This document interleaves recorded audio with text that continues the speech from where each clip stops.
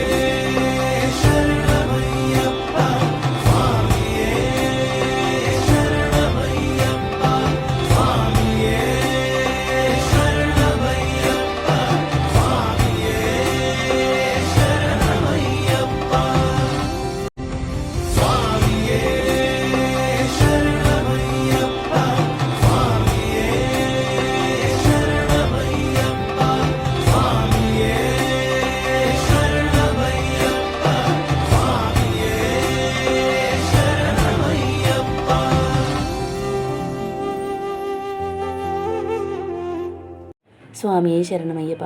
അരി എന്നത് ഭക്ഷണത്തിൻ്റെ പ്രതീകമാണ്, ജീവൻ്റെ പ്രതീകമാണ്. നമുക്ക് ലഭിച്ച അനുഗ്രഹങ്ങളിൽ നിന്ന് പങ്കിടാനുള്ള മനസ്സാണ് ഈ കെട്ടിൽ അരിയിൽ നിറഞ്ഞിരിക്കുന്നത്. കെട്ടുനിറയ്ക്കുന്ന ഈ ചെറിയ അരിത്തുള്ളികൾ സ്വാമിയോടുള്ള വിശ്വാസത്തിൻ്റെ വലിയ തെളിവാകുന്നു. എനിക്കുള്ളതിൽ നിന്ന് ഒരു ഭാഗം ദൈവത്തിന് സമർപ്പിക്കാം എന്ന മനസ്സാണ് ഒരു ഭക്തനെ മഹത്താക്കുന്നത്.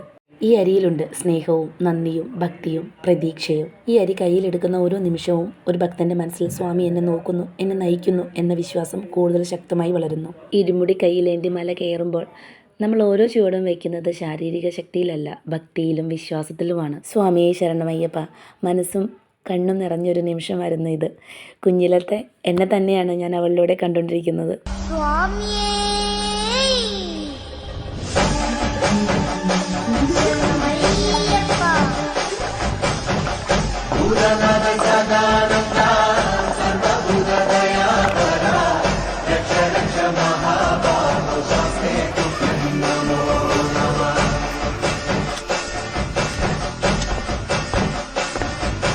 ഓരോ ഇടവും ഓരോ ഓരോ ചുവടാണ് സ്വാമിയോടുള്ള സമർപ്പണവും നമ്മുടെ ഉള്ളിലെ അഹങ്കാരത്തെ തകർക്കുന്ന ഓരോ ആത്മീയ പാഠവുമാണ്.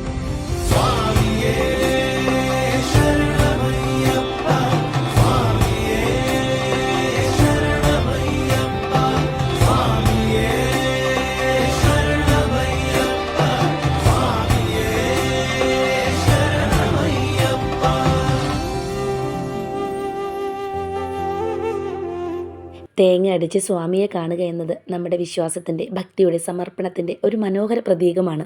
മലയിൽ കാണുന്ന വനങ്ങളും ശബരിമലയുടെ നിശബ്ദതയും എല്ലാം നമ്മളെ ഒരൊറ്റ സന്ദേശം പഠിപ്പിക്കുന്നു. വിനയം, സഹനം, സത്യസന്ധത ഇവ നിറഞ്ഞ മനസ്സാണ് ഓരോ ഭക്തനെയും സ്വാമിയുടെ പടിയിലേക്ക് നയിക്കുന്നത്. തേങ്ങ അടിക്കുന്ന ഒരു ആചാരം മാത്രമല്ല, മനസ്സിൻ്റെ എല്ലാത്തരം ദോഷങ്ങളും അഹങ്കാരവും ഇരുട്ടും തകർക്കുന്ന ഒരു ആത്മീയ പ്രതിജ്ഞയാണ്. ഒരു തേങ്ങയിലുള്ള വെള്ളം പോലെ നമ്മുടെ ഉള്ളും ശുദ്ധമായിരിക്കട്ടെ. സത്യം പറഞ്ഞാൽ ഞാൻ 3 വട്ടം മലക്ക് പോയിട്ടുണ്ട്. 2 പ്രാവശ്യം പോയത് മാത്രമേ ഞാൻ ഓർക്കുന്നുള്ളൂ. ആ 2 വട്ടവും ഞാൻ തേങ്ങ ഉടച്ചിട്ട് ഉടഞ്ഞിട്ടില്ലായിരുന്നു കേട്ടോ. മലയിൽ ചെന്ന് തേങ്ങ ഉടച്ചപ്പോഴും തിരിച്ചു വന്നപ്പോഴും ശിവാനെ ഉടച്ചായിരുന്നു. ഈ നടന്നു തുടങ്ങുന്ന അയ്യപ്പന്മാരുടെ പാതയിൽ ധൈര്യവും ശാന്തതയും ശരണവും വിശ്വാസവും എപ്പോഴും കൂടെ ഉണ്ടാകട്ടെ. കാനനമേട്ടിലെ പൊന്നു പതിഞ്ഞൊരു ശ്രീവാഴും വീട്, കന്നിയയ്യപ്പന്റെ കുഞ്ഞു മനസ്സിലെ ഓങ്കാരക്കനവ്, നാമം ജപിക്കുമെൻ ആത്മാവി. മലയിലെ ഓരോ പടിയും സ്വാമി ശരണം എന്ന് പറഞ്ഞുള്ള ഓരോ ശ്വസനവും ജീവിതത്തിലെ ഭാരം ഒടുക്കി വെച്ചിട്ട് വഴിയിലുള്ള വെളിച്ചം കണ്ടെത്താനുള്ള ഓരോ ചൂടാണെന്ന് നമ്മൾ എപ്പോഴും ഓർക്കണം. ഈ പുണ്യയാത്രയിൽ അവരോരോരുത്തർക്കും സ്വാമിയുടെ അനുഗ്രഹം ലഭിക്കട്ടെ. മുന്നിലുള്ള ദിവസങ്ങൾ ആരോഗ്യവും നിറഞ്ഞതും കരുത്ത് നിറഞ്ഞതും ആയിരിക്കട്ടെ.